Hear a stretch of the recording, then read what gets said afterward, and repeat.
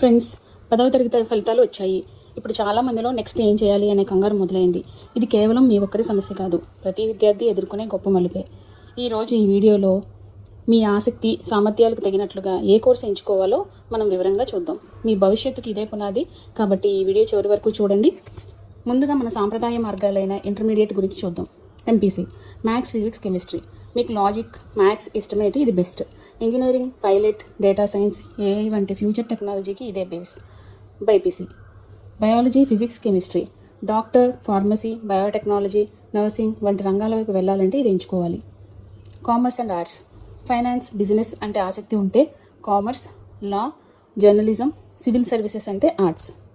ఇక్కడ కేవలం డిగ్రీ కోసమే కాకుండా మీరు ఏం నేర్చుకుంటున్నారో అది మీ లక్ష్యానికి ఎలా ఉపయోగపడుతుందో ఆలోచించండి. Future tech and skills, the modern edge. ఇక ఇప్పుడు ఆర్టిఫిషియల్ ఇంటెలిజెన్స్. మీరు ఇప్పుడే Python programming, prompt engineering, data science వంటివి నేర్చుకుంటే భవిష్యత్తులో మీరు అందరికంటే ముందుంటారు. మీకు క్రియేటివిటీ ఉంటే యానిమేషన్, విఎఫ్ఎక్స్, గేమ్ డిజైనింగ్ ఎంచుకోండి. ఓటీటీ ప్లాట్ఫామ్స్, గేమింగ్ ఇండస్ట్రీలో వీరికి బాగా డిమాండ్ ఉంది. వీటిని మీరు ఇంటర్మీడియట్తో పాటు సర్టిఫికేషన్ కోర్సులుగా కూడా నేర్చుకోవచ్చు. Next, vocational and practical skills. అందరూ ఇంటర్ చదవాల్సిన అవసరం లేదు.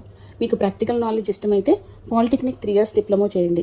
ఇది పూర్తి చేశాక నేరుగా బీటెక్ సెకండ్ ఇయర్లోకి రావచ్చు. అలాగే వృత్తి విద్యలలో medical lab technician, electrician, automobile మరియు హోటల్ మేనేజ్మెంట్వి ఉన్నాయి. వీటిని నేర్చుకున్న వారికి త్వరగా ఉపాధి లభిస్తుంది. సర్టిఫికేట్ కంటే మీ చేతిలో ఉన్న నైపుణ్యాలకి ఇప్పుడు ఎక్కువ విలువ ఉంది. సరైన నిర్ణయం ఎలా తీసుకోవాలి? సరే, ఇన్ని ఆప్షన్లు ఉన్నాయి కదా, ఎలా ఎంచుకోవాలి? First, self analysis.